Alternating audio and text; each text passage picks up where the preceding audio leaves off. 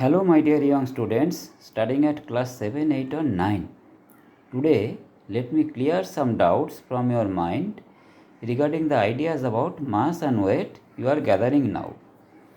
Yes, mass and weight, some important ideas and concepts. When we bring 1 kg of sugar from a shop or market, is it the weight of sugar or mass of sugar? Think a bit about it before going into further discussion in details. If it is the mass, then what is the weight of that sugar? Without going into much depth, it is just said that the weight of 1 kg sugar is 1 kg force. In fact, this is not a very wise and accurate technique. Rather, it is a bit fucky-wuzzy type of technique for expression of weight. Now, before proceeding further with the idea of mass and weight, let us think a bit about mass and force. What is a force? We know that a force when applied on an object at rest will certainly produce movement of the object. So, if a force remains applied continuously on an object or a mass, the movement of the mass will be increasing continuously.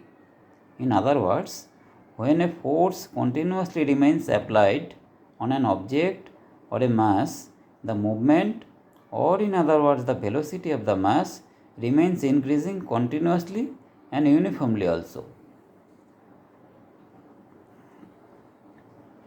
This continuous and uniform increase in velocity is expressed by a new term called acceleration.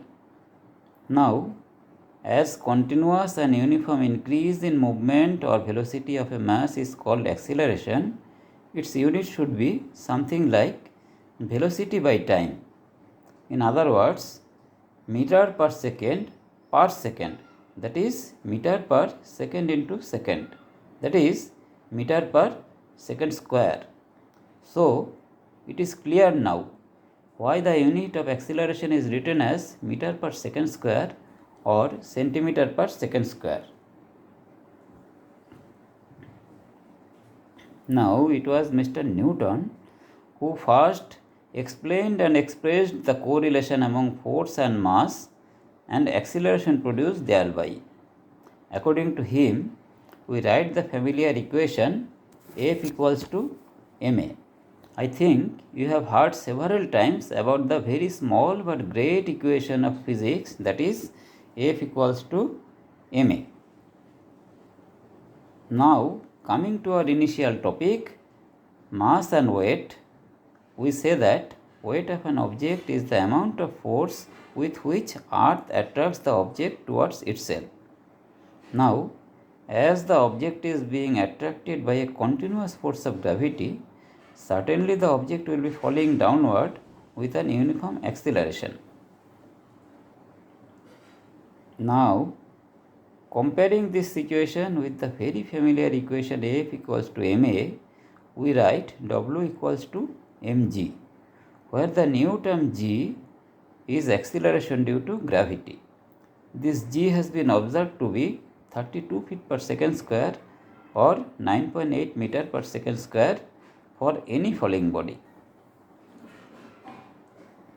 Accordingly, from the equation W equals to mg, the weight of 1 kg mass W equals to 1 kg into 9.8 meter per second square, that is equals to 9.8 kg meter per second square, that is ultimately written as 9.8 Newton, as 1 kg meter per second square force is also called 1 Newton in the name of famous scientist Sir Isaac Newton.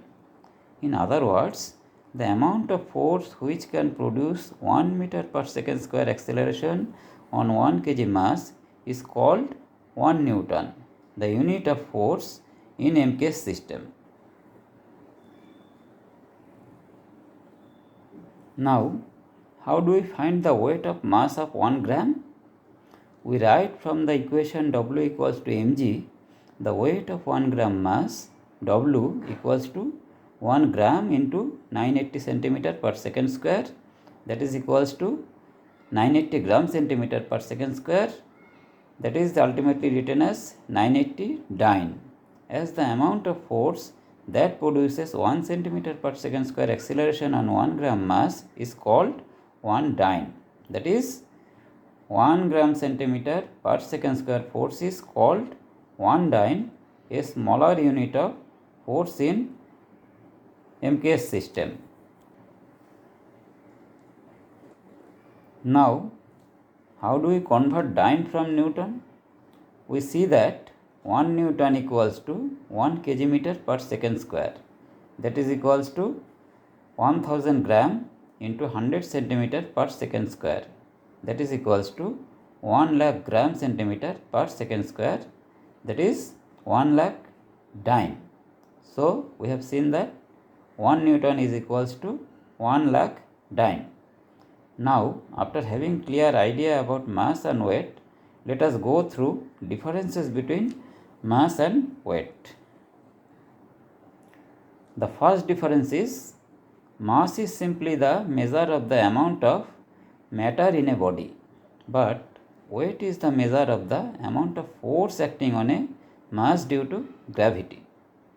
The second difference is mass is a base quantity, whereas weight is a derived quantity. That is, weight is derived by multiplying mass with g.